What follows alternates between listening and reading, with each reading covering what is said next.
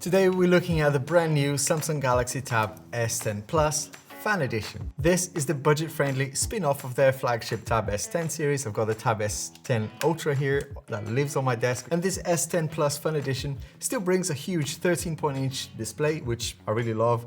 The plus on this name is because of that larger display. There is also a 10.9-inch version. It comes with a lovely S10 stylus, which is great. I love Samsung because they do that. Not always as simple as it seems. And from a durability perspective and longevity as well, this even have an IP68 water resistant build, all at this lower price point, which is really good to see from a value perspective. And talking about longevity, Samsung is giving you 6 years of OS updates, which is fantastic. I've been using this for a bit as my daily tablet here, but this is still my initial review. I've got quite a few things to go through. I will give you my full lowdown on specs today though, design, display, audio performance, gaming, battery life as well, and finally, whether or not I'd recommend it. I'm Alex and I do down-to-earth tech videos. It does pack a lot of value for Samsung and Android fans here. Without going into too much detail on specs, I'll show them here on screen while we talk about the design, so you can grab a screenshot here if you want. But the one spec that I'm really not that happy about with Samsung is storage. I always complain about when companies cheap out on storage, and 128 gig, it's not great. You can get a 256 gig for about £100 more here in the UK, presumably about the same in the US, about $100 in the US, I guess. And you can add more, up to 2 terabytes via micro SD, which is awesome to have still that option. But yeah, 128 gig at the base model, I'm not a fan of. I do love everything else about it though. The fingerprint sensor is very responsive, very fast, lovely to use. Design-wise, we're still getting that premium look, metal unibody here with a matte finish at the back. The bezels are really nicely sized as well for grip without the accidental touches. It's very slim at 6mm, it's extremely thin. And relatively lightweight as well for a 13.1 inch. This is only 664 grams and it's going to be 668 grams for the 5G model. And the IP68 rating on this makes this really nice and durable as well. The S Pen attaches magnetically to the back, to the side as well.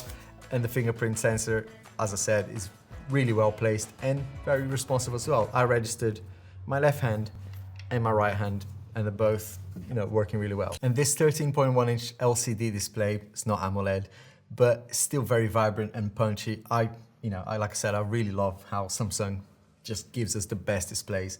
90 Hz refresh rate, again, not 120 Hz, but still pretty good, making scrolling and just using in general really smooth. The resolution is 2304 by 1440, is WUXGA+. Brightness-wise, it goes up to 800 nits outdoor. In normal use, 600 nits is your regular brightness.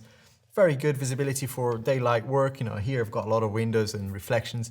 It's got a coating as well, which is really good. But excellent palm rejection with the S Pen. It's not going to be as deep in terms of contrast as the AMOLED that you see on the S10 Ultra, for example, here. I will show some side-to-side in a minute, but yeah, it's not going to be comparable to that, but still strong overall. The speakers are pretty good, with Dolby Atmos support as well. Loud, crisp, immersive. There is a little bit of an issue that I notice, a distortion at full volume.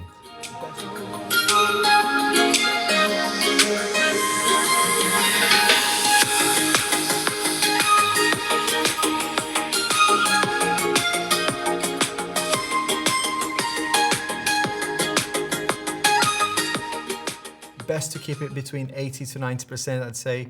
The sound that you get here, when you get beyond 90%, I'd say, volume, does start, to me anyway, to sound a little bit distorted. Again, you're gonna get better sound on the S10 Ultra, but still impressive here with Dolby Atmos and all that jazz. No 3.5mm jack, we don't see that anymore in tablets, but using Bluetooth and USB-C is gonna be enough for you for your private listening. Also, if you're quick enough, you might grab a free case stand that Samsung is giving you. I think it's worth about £170 here in the UK, which makes watching content and just using the tablet in general a little easier, with a little stand or a case. Performance-wise, we've got the Exynos 1580. Whenever I hear Exynos or say it myself, I get shivers down my spine because I go back to 2022 and I had a horrible experience there. But since last year, I saw the Exynos chip on the S24 Plus and recently on the A56. which I still have here. Awesome, no issues, especially for this mid-range sort of chipset. Fantastic. Day-to-day tasks, multitasking, light creative work even, all runs smoothly here. Of course, if you do push it, and I have seen a little stutter in games, which we'll talk about in a minute, but I'm not talking like Genshin Impact or full graphics or whatever, but being realistic about this device, that's not what you get it for. It's running One UI 7, which is fantastic. I mean, as an OS in general, it's got great software support, lots of useful AI features. And when I say useful, is because there are AI features, especially if you go back a year or two ago, there were more gimmicks. Now you've got things like AI Select, which is fantastic for things like, GIF creation, but you also have on the Samsung browser the ability to read articles aloud, really quite useful things. Object Eraser, of course, which is almost like a standard feature. It shouldn't really be an AI feature, but multitasking is also excellent. I think it's worth mentioning that here, even in comparison with other Android tablets, it's fantastic. Samsung has really almost like mastered, this option to have 3-4 apps, floating windows, very customizable in terms of where you place them, how you resize them, and whatever. And you can force the OS to do it as well, which is great. In terms of gaming, as I said, casual and moderately demanding games will run really well. Sky is a game that I really love on, just to chill out a little bit. It's not very busy, but visually is beautiful. It's got ray tracing and things like that. But Genshin Impact, Wuthering Waves, all these games that are really highly demanding, they all play okay on medium to low settings. In terms of thermals though, even when you are playing those games, for a long time, it seems to be really well managed. It doesn't overheat at all. But I do need to keep an eye on this, make sure that I've used it for more than a month. At the moment, it's been only a couple of weeks. So it's not a gaming beast, let's put it that way, but good enough, more than good enough for most of what I need, really. Talking of which, excellent battery life as well. You can get about 18 to 20 hours of just video playback. No one really does that, but that's the number, right, that will catch people's eyes in terms of how long the battery lasts. But easily lasts 2 days with normal use. No kind of nothing going crazy here. If you do play a lot of games, then expect that to be maybe 4 to 5 hours, but that's true for any device, really. It does support only 45 watt fast charging for a battery that is 8,000 milliamp. It's not going to be, a fast charge, really. It's going to take over an hour, almost like 2 hours really, to get a full charge from zero. Surprise, surprise, it doesn't come with a charger. Nothing does these days, right? But it is a solid option for travel, and that's where I'm looking forward to using this on a long, like a 14-hour plane. I think this would be great as an alternative to those crappy screens that you get on planes. So yeah, looking forward to using this on travel, and I will do a full review after that as well. Out to rest in the morning glow. Well, the bears are gonna eat them, and we don't want to see that, do we? The Tab S10 FE Plus is a fantastic mid-range tablet in summary, especially if you are already embedded in the Samsung ecosystem. But if not, even for Android users in general, this will feel very familiar. To recap, you're getting an included S Pen, a large, very vibrant, very colorful display, pretty bright as well, even outdoors, expandable storage, great battery life, IP68 water resistant, and yeah, Samsung really offers great trade-in deals as well. So keep an eye out for those bundles and promotions. Right now, like I said, you can get a free case, which is worth 170 quid here in the UK. And compared to things, I don't know, similarly priced iPads, for example, the 10th gen, could be a like for like in terms of price. The Apple Pencil, for example, you'd have to spend another at least £100 on top of that. This is a larger display.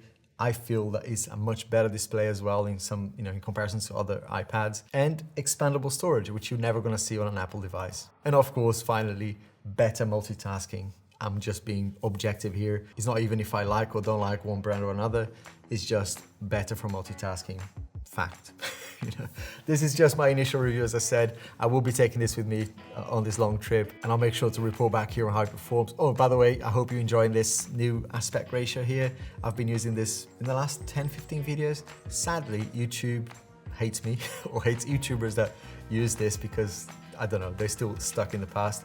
They don't let me show you my next videos as a result, which does impact my views. If you did enjoy this video, leave it a like, and sharing this video is really what helps kind of my content get discovered out there, because I am prioritizing your experience. Lots of people have commented and said that this is a great aspect ratio. They don't have to zoom in to feel, they don't lose any kind of visuals in there. So in return, I really appreciate you sharing this content. And of course, if it's your first time here, have a look around, and if you enjoy my stuff, it would be awesome to have you here. Do subscribe if you want to see how this holds up as well on the road.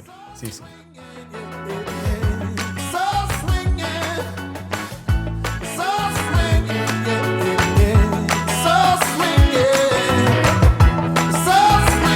Cool. Done.